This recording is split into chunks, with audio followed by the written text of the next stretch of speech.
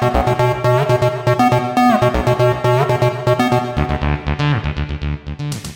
everybody, this is Coach Parker with CoachParker.org. How you guys doing today? Today we've got a podcast on how to become the coach's favorite. Yep, that's right.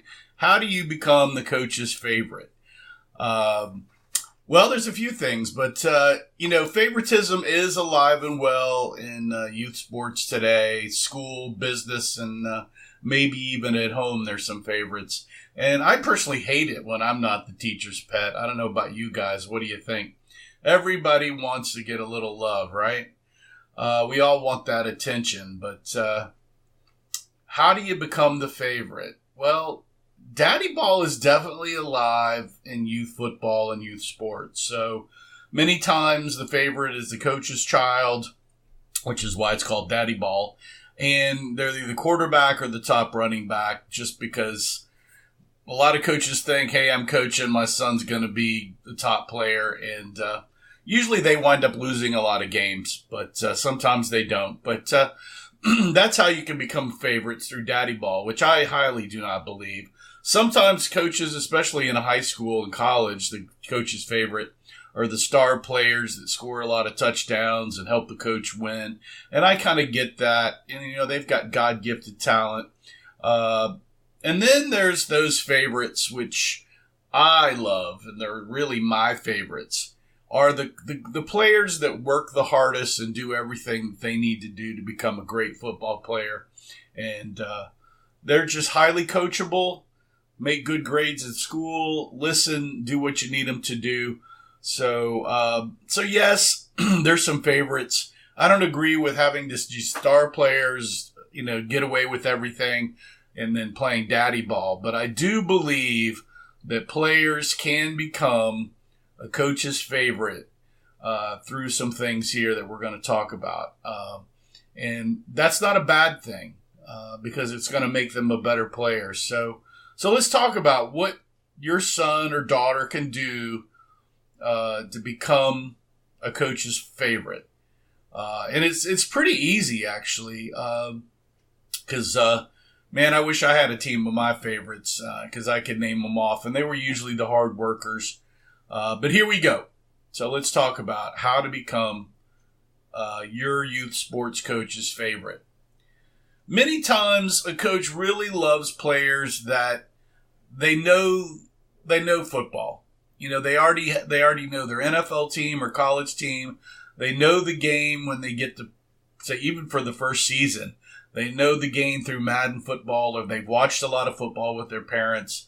They know their favorite players and numbers and teams, and basically can start spitting off all these stats and stuff. And so you know that player is going to have a lot of he's going to want to learn a lot about football, and so that's a good thing. If a kid shows up and they're just excited about football, that's a huge thing on the desired thing. So that's one thing. The other thing, especially in youth football, is if we get a kid that loves to hit and he's not timid about hitting, and timid the first couple of weeks is normal, but they just never work out of being too timid to hit because football is a physical sport, and so if they're not willing to hit or have a desire to hit, after the first month or 6 weeks, then that's not going to put you into the favorite category for a youth football coach. So, usually the kids that we look to are always jumping in on the hitting drills, trying to be first in line, trying to do all those drills and not hiding in the back of the line, which we get a lot of kids that do that. So if you want to be a favorite, know the game and know that you're going to start hitting pretty quickly. The other thing, and this comes in along with hitting because this is how kids get out of hitting drills, is they don't get hurt every practice. A lot of kids that they'll just start saying, oh, their ankle hurts, or I've got a scratch, or I got a headache, or I didn't have a good day at school. And if mom is there, they'll go over to mom and start talking to her and basically, sit out all hitting drills and then come back over when we're not hitting. That doesn't really raise the bar for a coach to say, oh, you're my favorite. So if your son or daughter is kind of doing those things and not putting in the work when they need to be, you can't really complain, oh, he's got favorites, because, well, you know what I mean. The other thing, and this goes in line with, them knowing a lot of stuff about football is we like players that have, a high football IQ. They understand, that, you pass on long yardage situations. You run wedge or power on short yardage situations. And I know you're saying, really, 6 or 7 year olds? But they pick this stuff up. It's kind of crazy how much young players will learn. Their brains are set up to learn languages and everything right now. And so I realized many moons ago, that kids will learn a ton if you push them. And so I try to push them a lot. So we like kids that after the first month or 6 weeks, if they're new players, they kind of start picking up all these things, what's going on, and really develop this football IQ.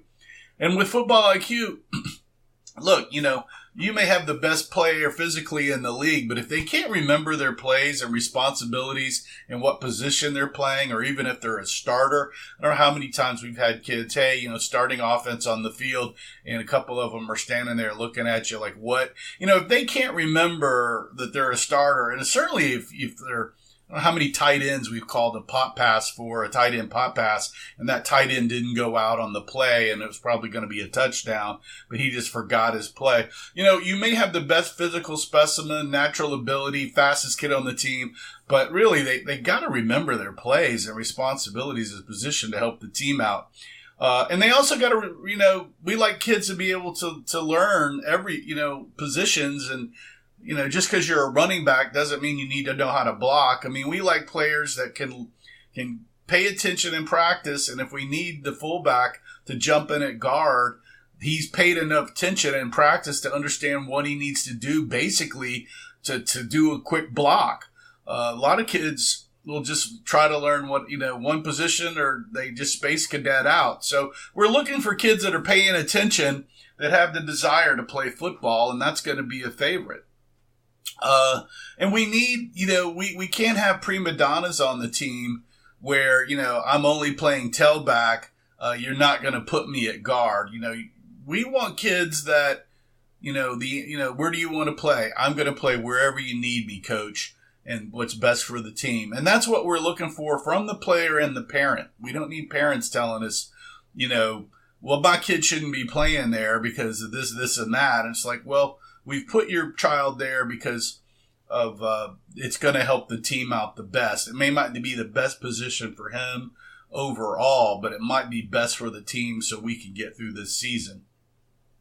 We're also looking for kids, and I know a lot of kids are on this medication now, but we're looking for kids that aren't a distraction during practice. We've had so many kids that all they do throughout practice is talk.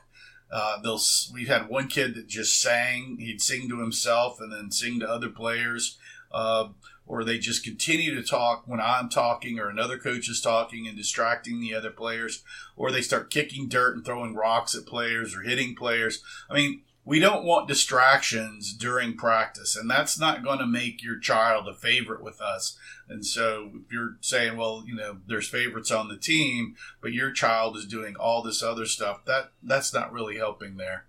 The big thing, and this is huge, and it drives me crazy, beginning, at the start of every game, we tell parents to get to the game 75 minutes before the game, because we say 75 versus an hour, because there's always 2 or 3 families that are 15 minutes late, and it's always the same ones to games and practice. So you want to be a favorite on the team, arrive 15 minutes early, because that's really on time to a lot of us. And that way you'll get to practice on time. So we're looking for kids, and you want to make sure your kid's a favorite.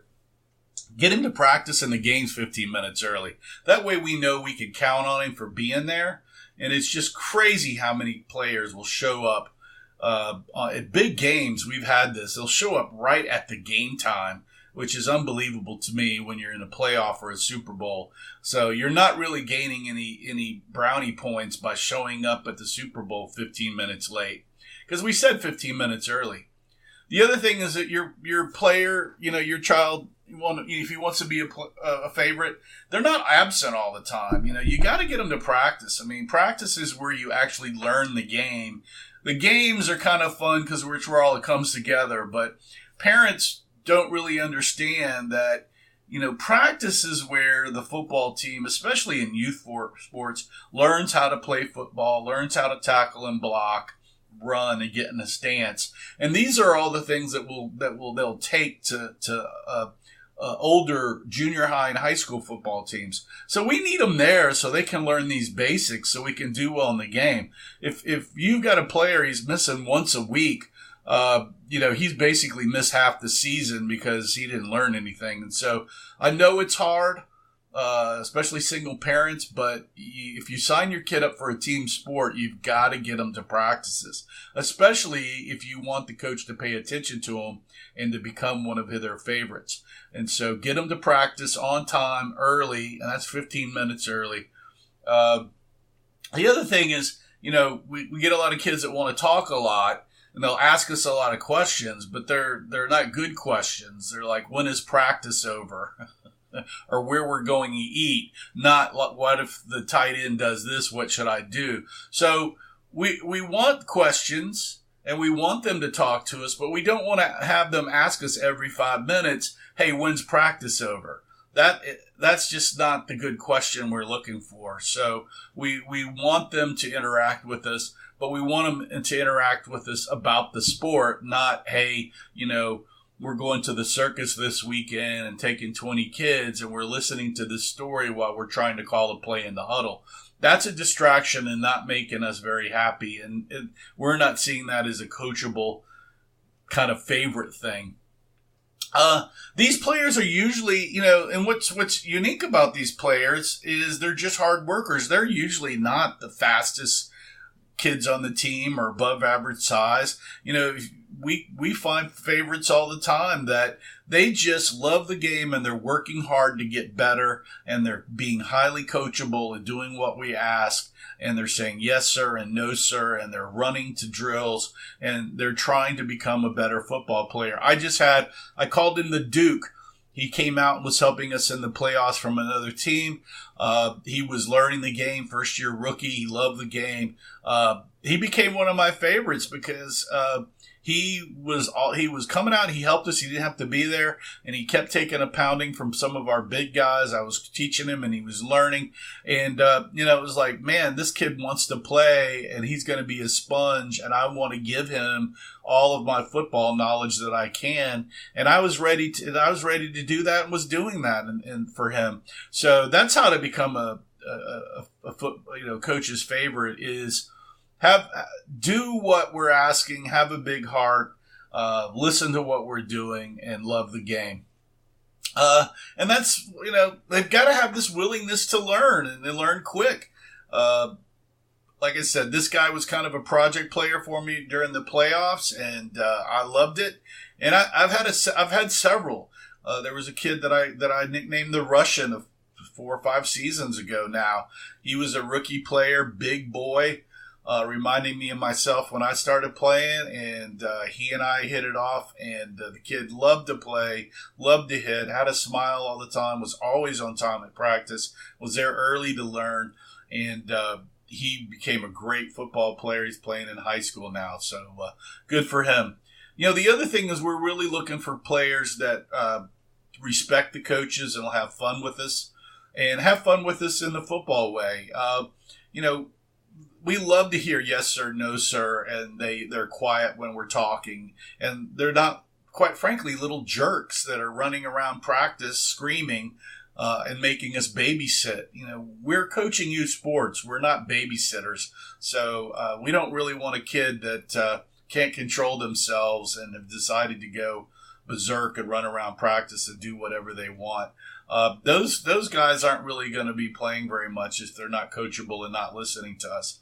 The other thing, which I think parents really forget, even though they're not playing the sport with their child, is, your child probably isn't going to be a favorite if the parent are bad-mouthing the coaches every 5 minutes. That's really just not going to work out well for anybody. You've got to support your youth coaches. We're volunteers. We're not getting paid usually. It's a lot of work. We love it. That's why we're doing it. And, to get bad-mouthed about a couple of games or this or that, or it's little petty things. You don't like the T-shirts and it's ruined your whole season because it was $20. That we're usually spending tons of money and time because the leagues don't have big budgets in them anymore. So we're having to buy a lot of our own equipment and do this voluntarily. So if you're bad-mouthing the coaches, don't expect your son to be one of our favorites. Look, I'm big on good grades, and we really push this with our players. And so, I like kids to let us know how they're doing in school, and that goes back when they're able to learn and pay attention and respect. If they've got bad grades in school, sometimes, there's a respect issue that's not there, and they're also just not going to learn their plays at practice. And I really don't have time. And I'm not a coach that coddles players that can't learn their plays and things like that. So we're really looking for these players to be smart, because smart football players win more games, and that's what we expect from our players is good grades. They're going to learn their plays, good conduct, and respect. The other thing that our favorites do is they learn their plays and they show us in practice or in big games that we can trust them, and they tell us things, and it usually turns out right. So we learn to start trusting these players, and that's when they become a favorite. And that's probably why a lot of coaches will have their sons play quarterback or running back, as they know that player and trust them. And so your son or daughter can become a favorite to a coach if the coach starts to trust them and they do all these things. And so that's a big deal. The other thing is this favorite, they must work harder than all the other players. I mean, there's going to be star players, especially if they're not a physically gifted athlete. If they're not a star player, gifted athlete, if they just work harder and do what we're asking. I had a player, Muff, that I absolutely love this player. He worked harder. He did exactly what we asked. He listened. Man, I still think about that kid. He's a great linebacker and a tight end. One of my favorite players. And he wasn't the star on our team, but he did exactly what we told him to do, when we told him to do it, and how to do it. And excellent player. One of my favorites. The other thing that the favorites do is they show coaches, and, this is probably why my high school coaches didn't like me all that much sometimes, is these players work out outside of football. I know in high school I didn't work out as much in the off season as I should have. I know why my coaches were mad. They work out, after practice. They work out during the off season. We usually have an Ironman camp competition for since we only get 2 days of practice, we try to have the guys do something a third day during the week, like just run and jog and some push-ups and setups. And so those players that want to, get our attention are doing that kind of thing. So that's how to be a coach's favorite there is work out in the off season and over the summer. The other thing that these favorites do is, man, they want to win. They hate to lose. It isn't just about being out there. You can tell the kids that are really competitive, and it's usually the kids that have the strong desire to play football and know what it's about. And so, we want those kids to have that competitive nature. And the other thing is these players, for us, because they've done all these things and have been highly coachable, they're fun to watch on the field because they start doing things that are beyond what we've coached, and it makes us very proud to see that. And they start telling us some things, especially as you've seen them grow over several seasons. And that's and makes you so proud as a coach to start to see that kind of stuff. We had one player, one of my DNs, outside linebackers, that one of the best I've ever coached. He started telling me, some stuff, and it was like, wow, he's really getting this now, and I hadn't told him that stuff, and he was asking me some pretty deep questions about why do we form tackle, and why do you tackle this way, and how you're going to do that. And that's when it becomes fun, because it became more than just the physical sport, but the intellectual sport. And that made me so proud that day when we were talking and had that long conversation like that. So these are my 80-20 rules on how to become a coach's favorite. Like I said, I don't like favoritism where it's daddy ball related, or coaches are letting players just get away with everything outside of the sport so they can play on Friday night and Saturdays. I don't want prima donna favorites. But if you want your son or daughter to become a coach's favorite and get more attention, to play in games and to play during practice and to get more reps, these are some of the things that they can do. It's basically pay attention, work hard, get to practice on time, be highly coachable, and don't disrespect the coach, and have a desire to play the game. I mean, that's really what it is. And if it's really passionate and they do that, they'll become a coach's favorite. So hey, do you have some favorites? Is your child a favorite? Are you fighting favoritism right now? Maybe some of the things will help your child become one of the coach's favorite. Which one of the qualities did you like most? Because they weren't in order. I just kind of talked about them. But hopefully you got an idea what coaches are looking for outside of daddy ball or just true, prima donna favoritism. What coaches are looking for in a player so they become their favorite. So hope you liked the podcast. And if you did, please give me a like and subscribe. This is Coach Parker with CoachParker.org. Hope you guys are having a happy holiday season. We'll see you next time. Ciao.